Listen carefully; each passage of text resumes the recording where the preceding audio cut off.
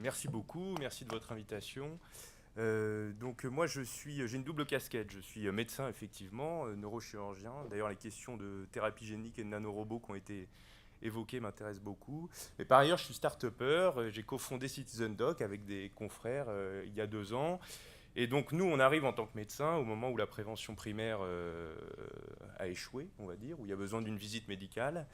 Et d'ailleurs, en termes de prévention primaire, je signale quand même qu'il y a une méta-analyse du British Medical Journal qui est parue il y a quelques semaines ou mois, je ne sais plus, qui dit quand même que le plus gros facteur de risque de cancer, tout cancer confondu, c'est le hasard.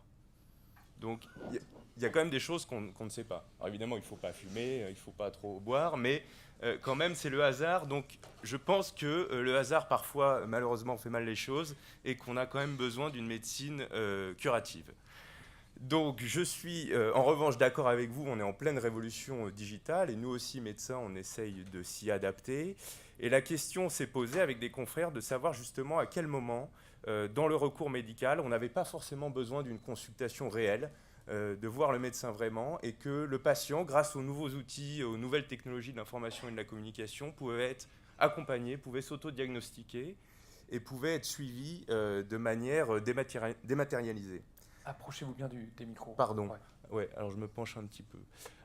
Pour restituer le contexte que tout le monde connaît, il y a deux grosses problématiques dans le recours primaire aux soins. C'est d'une part l'apparent paradoxe des déserts médicaux dans les campagnes, si je puis dire, en milieu rural, et les délais d'attente en milieu urbain, bon, qui signifie un problème d'accès aux soins global qui finalement est un peu le même problème, la même difficulté de démographie médicale et de temps médical disponible.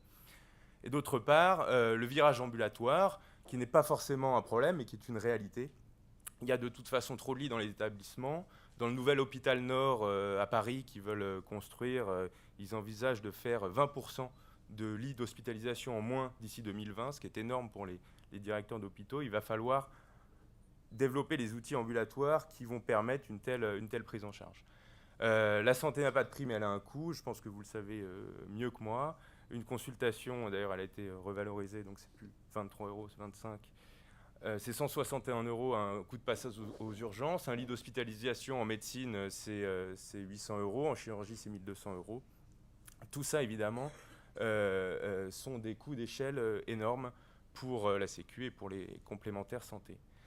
Par ailleurs, on l'a beaucoup dit cet après-midi, mais il y a un nouveau vécu de la santé. Il y a une révolution digitale qui passe avant tout par les comportements, par le fait que les gens ont des smartphones. En 2017, à peu près 50% des possesseurs de smartphones vont avoir une appli santé sur leur smartphone. C'est assez intéressant parce que souvent, ils en ont une, mais ils en ont qu'une seule. C'est-à-dire que tout le monde a des problèmes de place parce qu'on a trop de photos, trop de vidéos, etc. Donc on ne garde qu'une seule appli. Donc il est important que cette appli soit bien dédiée, je pense, à la problématique du patient. Et enfin, c'est un marché qui se développe avec le grand public qui est de plus en plus convaincu que le digital va leur permettre un meilleur accès aux soins, une meilleure responsabilisation de la santé.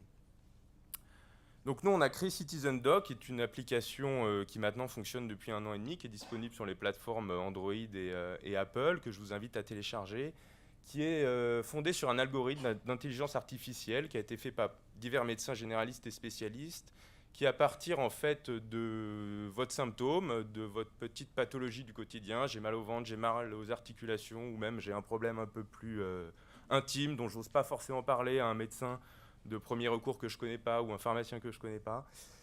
Eh bien, à partir de ça, l'algorithme vous pose 10 questions. Et en 10 questions, on vous dit d'abord si c'est grave et si vous devez consulter, ou si ça nous paraît préoccupant ou qu'on ne sait pas. Dans ce cas-là, on vous adresse à un médecin ou un service d'urgence. Ou en revanche, si ça nous paraît bénin et que vous pouvez vous traiter en automédication, on ne vous donne pas vraiment un diagnostic, parce qu'on ne fait pas de pratique de la médecine sans toucher le patient, mais on vous donne une approche syndromique et surtout on vous donne une solution en automédication avec des médicaments disponibles sans ordonnance chez le pharmacien.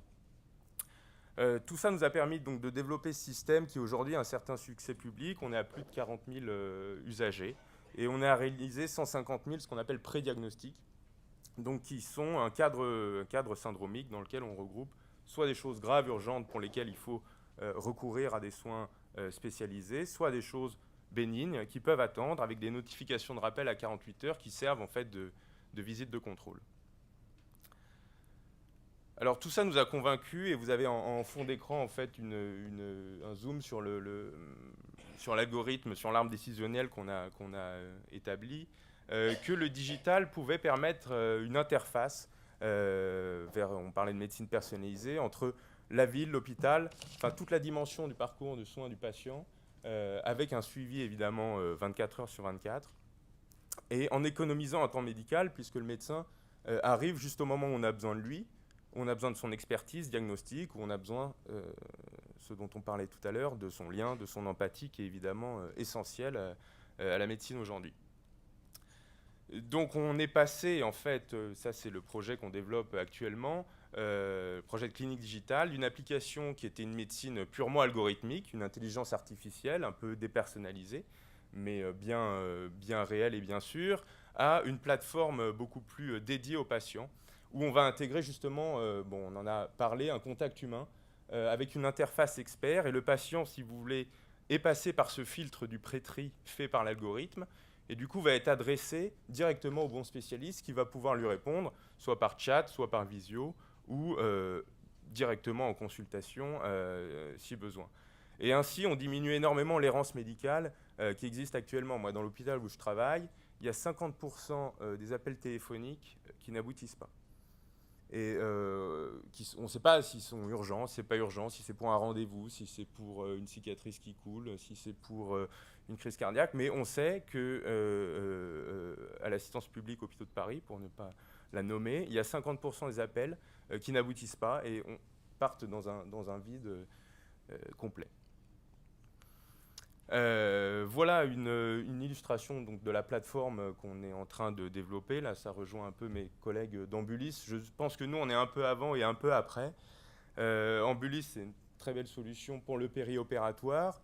Mais quand le patient sort, effectivement, il est surveillé pendant 10 jours par une infirmière à domicile, par un kiné, par des intervenants. Mais la visite de contrôle, elle intervient 45 jours après, en moyenne. Par son chirurgien. Il y a toute une période très anxiogène qu'on veut essayer aussi d'encadrer avec, pareil, un service qui peut être très rassurant pour éviter le taux de réadmission. Parce que le patient qui n'arrive pas à joindre son praticien par téléphone dans la moitié des cas, s'il est anxieux, et parfois à juste titre, il va consulter aux urgences, et parfois pour rien. Voilà, je vous présente brièvement l'équipe. On est 7 désormais, un peu plus que ce qui était présenté ici. Donc il y a des médecins, des geeks, des financiers. Voilà nos partenaires. On s'est imbriqué dans des briques d'e-santé, avec notamment la santé.net, qui est un fournisseur de pharmacie en ligne, Motima, qui vend des compléments alimentaires, et RDV Médicaux, qui est une prise de rendez-vous en ligne. Je vous remercie.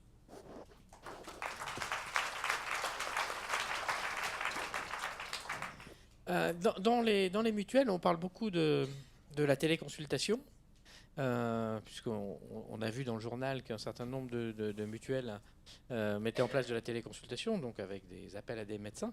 Est-ce que tu considères que vous êtes une alternative à la téléconsultation, ou que c'est quelque chose de différent en fait? Je pense, les deux. Je pense qu'on est une réelle alternative, parce que le problème de la téléconsultation actuellement, enfin des services qui existent, c'est que les patients arrivent sur des plateformes généralistes. Et finalement, on fait que décaler cette errance médicale qui existait déjà, où le praticien qui va être en face du patient va soit lui donner une solution, j'allais dire, de bobologie que notre algorithme peut gérer, soit l'adresser à un spécialiste.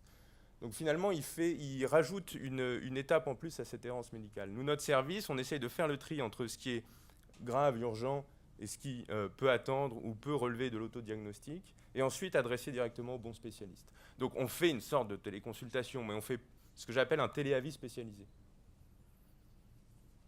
Donc moi, mutuelle, finalement, qu'est-ce que ça me coûte d'offrir cette téléconsultation? Parce qu'il faut y aller, quoi. Hein. Donc voilà, je passe en partenariat avec Citizen Doc. J'offre un service qui rassure. Hein. En plus, j'ai déjà pris Ambulis parce que quand je me fais opérer, voilà. Bon, là, on est sûr qu'il y a un sujet. Qu'est-ce que ça me coûte finalement? Ça, il faut en discuter voilà, après, ça coûte. avec grand plaisir. Non, ça coûte peu par rapport aux économies d'échelle qu'on fait faire. Voilà, c'est ça que je voulais la rassure réponse. le patient. Ça rassure également l'employeur, hein, parce que l'absentéisme au travail est un énorme problème, notamment lié aux problèmes médicaux. Et enfin, ça permet, je pense, à la complémentaire santé de faire des économies d'échelle en termes de recours aux soins, en termes de transport, en termes d'hospitalisation et de taux de réadmission. Voilà. Il fallait que tu dises ça. Bon. Très bonne réponse. On peut reposer la question. Non, restez là. On va proposer à la salle. Je me lève par principe. Comme... Ah, moi, il y a une question tout là-haut. Je ne sais pas comment je vais faire pour y aller par contre. Parle plus fort, parle plus fort. Oui.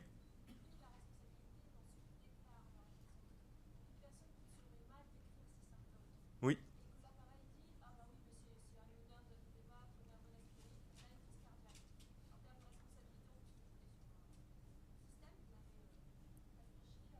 Oui, tout à fait. Non, mais ça, c'est une question extrêmement importante de responsabilité médicale. Bon, nous, alors déjà, je vous rassure, d'un point de vue il y a deux responsabilités. Il y a la responsabilité médicale et la responsabilité juridique. D'un point de vue juridique, on a pris des bons avocats, on a des conditions générales d'utilisation qui disent que le patient est responsable des données qu'il fournit et des informations qu'il reprend et de ce qu'il en fait. Au niveau de la responsabilité médicale, et c'est effectivement le plus important, on n'a pas pris de risque non plus. Ça a été fait par des médecins qui sont tous inscrits au Conseil de l'Ordre et qui se déclarent en tant que tels quand ils rédigent les algorithmes de l'application. Et au moindre doute dans notre algorithme, si la douleur est décrite comme évocatrice d'un infarctus ou d'un AVC ou de quelque chose de grave, évidemment, on adresse le patient aux urgences. Et pour l'instant, on n'a eu aucun... On a eu beaucoup de critiques sur le design, sur les fonctionnalités, sur les bugs, etc. Mais sur le fond médical, je touche du bois qui n'est pas là, on n'a pas eu de recours comme ça. Autre question dans la salle? Oui. Et n'oubliez pas de vous présenter. Hein. Oui, bonjour, Olivier Sanson, à Fiesca. C'est une question un petit peu pour vous trois. Sur ces applications un peu, sur les startups un peu grand public, est-ce que vous vous êtes posé la question sur votre modèle économique entre faire des solutions qui vont être payantes pour le patient ou faire des solutions gratuites, donc qui vont générer beaucoup de trafic et sur lesquelles vous essayez de vous rémunérer différemment? Alors vous répondez chacun à Thibaut, pour aider Benoît, après on s'arrête. Exactement, mais c'est parfait, très bien. Je le fais aussi. Hein. Chacun votre tour et rapidement. Bon, c'est une très bonne question, hein. C'est un peu la grosse interrogation du business model dans les applications d'e-santé, notamment en France. C'est vrai que nous, en tout cas, on partait au départ sur un modèle un petit peu anglo-saxon, fondé sur l'acquisition utilisateur. C'est-à-dire essayer d'engranger le maximum d'utilisateurs sur une application gratuite et le faire payer après, soit avec nos partenaires quand ils commandent des médicaments ou qu'ils prennent rendez-vous chez le médecin. Le fait est qu'en France, bon, d'une part, on a une culture médicale qui fait que les soins sont remboursés et surtout que les gens ne connaissent pas le prix de ces soins. Je pense que c'est surtout ça. Donc ça, c'est un peu difficile de faire expliquer à l'utilisateur de payer en direct un soin et un soin primaire. Par ailleurs, le deuxième problème, c'est que les investisseurs en France, sur ce modèle, je dirais un petit peu Amazon d'acquisition utilisateur, ne sont pas convaincus non plus. Donc c'est pour ça que nous, déjà, on vient vous voir. Et puis on va vers un modèle premium, qui est un service un peu plus personnalisé, un peu plus dédié, avec un vrai profil personnel et un service médical plus immédiat et qui évite l'errance, qui évite, je vais dire, la masse globale de l'errance médicale. Donc ça, c'est le service premium qui sera payant. À toi, Fatima. Même question. Frédéric. Ça marche? Oui. Donc, ouais. J'en ai un plus long. La question fondamentale du qui paye se pose à chaque solution. Sur Ambulis, là, comme on l'a vu, c'est facile, c'est l'établissement de soins. Pourquoi est-ce qu'il paye? C'est parce qu'il dégage un retour sur investissement qui est chiffré. Donc là, l'argument commercial, il est facile à mettre en œuvre. Je parle que de la France là pour l'instant. Sur tout ce qui est télésuivi, on a vu qu'il y a les fonds FIR et ça sera bientôt, on l'espère, fort probablement, tout ce qui est suivi de pathologies chroniques, tout ce qui est télésuivi. Donc c'est le complément de la téléconsultation. Donc on a vu des présentations tout à l'heure sur l'importance de certaines pathologies chroniques et de leur suivi. Là, clairement, le législateur est en train de vraiment de planter les premières graines sur le financement et d'inscrire les actes de télésuivi au projet de loi de financement de la Sécu sociale. Après, sur toutes les autres pathologies complexes, là, on est sur d'autres problématiques en France que nous, on a résolu différemment, puisqu'en fait, on est à ACFA Healthcare, l'éditeur international, a signé un contrat de redistribution de nos solutions. Donc, on a trouvé, mais c'est le modèle de la licence. Mais derrière, le fond de la question, c'est toujours pareil, c'est qui paye, qui produit, qui consomme, qui paye. C'est le nerf de la guerre. Alors nous, on a un credo, c'est que sur Internet, tout ce qui est application pour les utilisateurs, le payant ne fonctionne pas, sauf si vous appelez Netflix, et encore, ça changera peut-être dans les prochaines années. Donc pour les utilisateurs, nous, ça doit être gratuit. Alors, on a des business models qui sont différents, parce que vous avez vu, on a plusieurs plateformes avec des fonctionnalités qui sont différentes. Concernant le patient, là, c'est la raison pour laquelle on vient vous voir, c'est également par rapport à ce que je vous disais, c'est par rapport au décret sur l'APA, hein, donc l'activité physique adaptée, qui maintenant peut être prescrite par le médecin. Et la question qui est simple, c'est qui a intérêt à ce que les patients s'engagent dans des programmes d'activité physique adaptée. Je pense qu'aujourd'hui, il ne faut pas avoir fait Saint-Cyr pour savoir que celui qui a le plus gros intérêt à ça, c'est vous, puisque vous voyez, dans les chiffres que j'ai montrés, un patient qui va faire de l'activité physique adaptée, et on n'est pas en train de parler de faire le marathon de Paris, hein, on est bien en train de parler de faire 15 minutes, 20 minutes de marche, de sport, de choses comme ça, va réduire par 2, par 3, par 4 ses journées d'hospitalisation. Et pour un coût qui va être modique par rapport en plus on mutualise, puisqu'on est sur des plateformes numériques. Donc je pense que pour vous, le retour sur investissement, il est très clair. Donc c'est la raison pour laquelle aussi, nous, on vient vous voir, parce qu'on a aussi cette capacité à répondre à ce besoin tel qu'il est fait. C'est-à-dire que, j'insiste bien, dans le décret, ça doit être prescrit par le médecin, ça doit être suivi par le médecin. Par contre, on ne sait pas par qui c'est payé. Nous, aujourd'hui, on a toutes les pièces du puzzle en se mettant avec vous pour que on puisse boucler la boucle.